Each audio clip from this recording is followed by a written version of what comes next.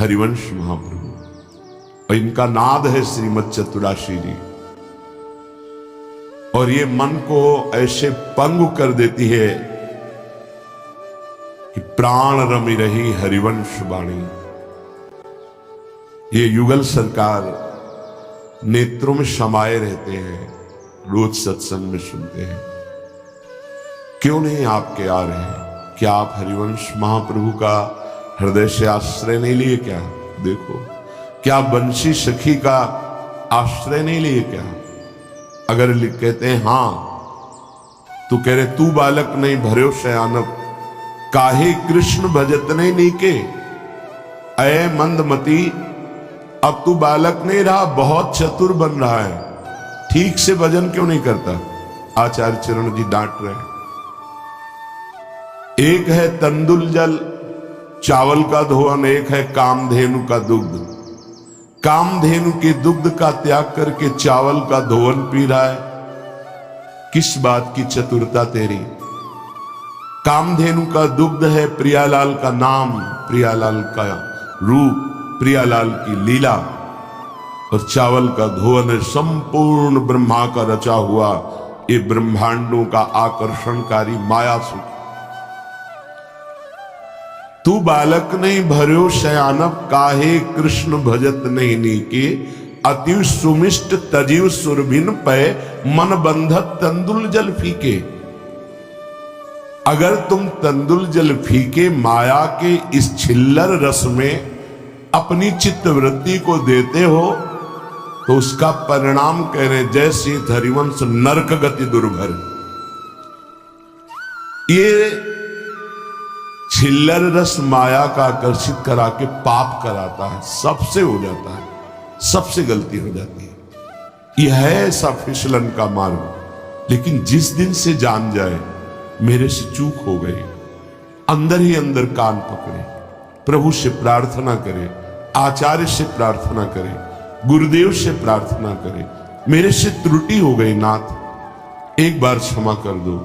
जीवन में अब कभी यह त्रुटि नहीं होगी, पक्का कोई दंड नहीं मिलेगा, क्षमा हो जाएगा, आपका रास्ता आगे खुल जाएगा और कृपा होगी। क्योंकि अहम गलित हो गया, अपने अंदर जो अहम था भगवान एक बार नष्ट करते हैं। अगर जितेंद्रियता का अभिमान है, परिपक्व अवस्था का अभिमान है, तो एक बार घुटने टेकने पड़ेंगे। गोविंद को गर्व अच्छा नहीं लगता। जहां थोड़ा झुका तां उठा लिया प्रभु, उसे दलदल में नहीं गिरने देंगे माया के। बस जीवन भर एक बात बनी रहती है, गलती हो गई। जीवन भर जब कभी सद्गुण ये दिखाना चाहते हैं कि तुम बहुत अच्छे हो, तो तुरंत वो बात आ जाती, नहीं नहीं, तुमसे गलती हुई है, तुम्हारा ज्ञान, तुम्हारा विज्ञान, तुम्हारा अनुभव सब फीका, तुम हार चुके। ये तो भगवान की कृपा है कि तुम्हें आगे बढ़ा रहे हैं, नहीं तो तुम हारे हुए व्यक्ति हो। जीवन निराभिमानी होकर प्रेम रस में डूब जाता है, वो भी भगवान की कृपा ही होती है। पर उपासक को सावधानी पूर्वक आचार्य से संबंध दृढ़ रखना चाहिए। कहीं और गलती मानने की जरूरत नहीं है। आचार्य सब रूपों में विराजमान है। जब आपसे कोई गलती अंदर से महसूस हो, अपने आचार्य गुरुदेव को साक्षी करके हृदय से वो गलती ही खत्म हो जाएगी, विश्वास कीजिएगा। एक क्षण में देखा है आचार्य कितनी जल्दी सुनते। आप सो कह रहे होंगे कि आपकी सुनते नहीं, हम सब उनके बच्चे हैं और इनकी इतनी सामर्थ्य है कि प्रिया प्रीतम इनकी आज्ञा का पालन करते हैं। आचार्य की आज्ञा का पालन प्रिया प्रीतम करते हैं।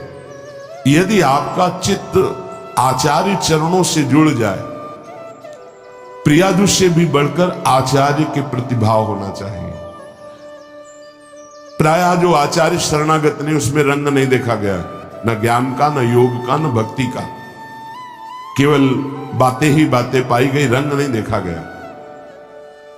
आचार्य कृपा से जो रंग आता है वो शास्त्र सम्मत होता है, उसकी पहचान होती है। इसलिए हम सबसे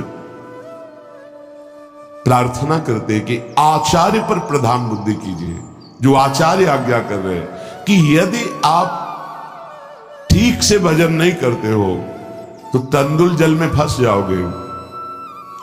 तंदुल जल जैसे दूध वैसे दिखाई देता है नहीं, ऐसे ही ये माया जो रची हुई है इसमें सुख ही सुख दिखाई दे रहा है और दुख ही दुख है। स्वयं भगवान कह रहे दुखालयम शाश्वतम दुख यो नया। मान लो आचार्य की बात, तो ठीक से भजन कैसे करें, क्या आशय है आचार्य चरण का? तो आचार्य चरण ही की वाणी में वो कह रहे हैं कुत्सित वाद विकारहि परधन सुनसिक मंद परतीय बंच। ये बहुत कम शब्दों में सब सावधानियों का सार बता दिया। प्रेम के आचार्य हैं इसलिए ज्यादा सिद्धांतों का वर्णन नहीं किया, प्रेम का वर्णन किया है, पर एक एक दोहे में एक एक पंक्ति में शास्त्रों का सार वर्णन कर दिया। कुत्सितवाद, प्रियालाल की वार्ता छोड़कर, भगवद वार्ता छोड़कर, शास्त्र वार्ता जो आराध्य देव की प्रीति बढ़ाने वाली है उसके सिवा हमारे लिए सब कुत्सितवाद है। ग्राम्य कथा, लोक कथा, विषय वार्ता, पर चर्चा, ये सब बहुत साधक असावधान है। वो समझ ही नहीं पाला कि सबसे ज्यादा बंधन वाणी से होता है, वाणी से सबसे ज्यादा अपराध बनता है, सबसे ज्यादा हृदय मलिन वाणी के द्वारा हो रहा है। चार बैठ गए, वार्ता शुरू कर दी, किसी भी व्यक्ति की, किसी के भी गुण दोष की वार्ता नहीं। जब हमारा लक्ष्य भगवत प्राप्ति तो ये हमारी बाधा है, हम इसे स्वीकार नहीं करते। मौन, शांत, जैसी परिस्थिति जान दे रहे, जो प्रभु हमें दे रहे हैं उसी से हम यथा लाभ संतोष सदा का उसु कछ न चाहूंगो। कोई मांग नहीं, ना हरि से न गुरु से, जैसी परिस्थिति आप दिए हैं उसी में मैं राजी हूं। बस हमारा निरंतर चिंतन प्रिया प्रीतम कहो, एक चाह यही है, चाह है तो एक यही कि प्रिया प्रीतम का निरंतर स्मरण बनता रहे। कुत्सितवाद,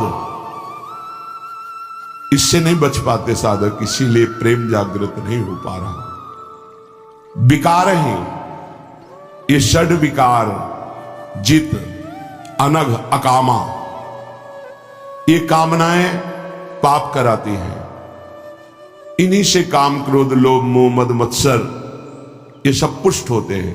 ये देख लूं, ये सुन लूं, ये छू लूं, ये भोग लूं, ये पा लूं, ऐसी कामनाएं। आचार्य चरण कह रहे हैं पहले वाणी को संयम में रखो, कुत्सितवाद ना होने पावे, फिर विकारों को संयम में रखो। पूज्यपाद श्री उड़िया बाबा जी महाराज, यदि तुम परमार्थ वस्तु को पाना चाहते हो तो जो महापुरुषों ने कहा है उसे सुनो। वाचो वेगम, मनसः क्रोध वेगम, हिंसा वेगो, मुदरोपस्थ वेगम, एतान वेगान सहते यस्तु विद्वान, निंदा चास्य हृदयम नोपहन्यात्। बाबा कह रहे हैं यदि प्रेम रस या तत्वबोध चाहते हो तो वाचो वेगम, वाणी के वेग को सहना सीखो, बोलना नहीं। बहुत संभालो अपनी ऊर्जा शक्ति को। ये उपासक इस विषय पर नहीं ध्यान दे पाते। जब देखो दो लोग खड़े बात कर रहे हैं, क्यों बात कर रहे हैं? या तो भगवान की आज्ञा की बात करो। बोधयंता परस्परम कथयन्ति च माम नित्यम तुष्यन्ति च रमन्ति च।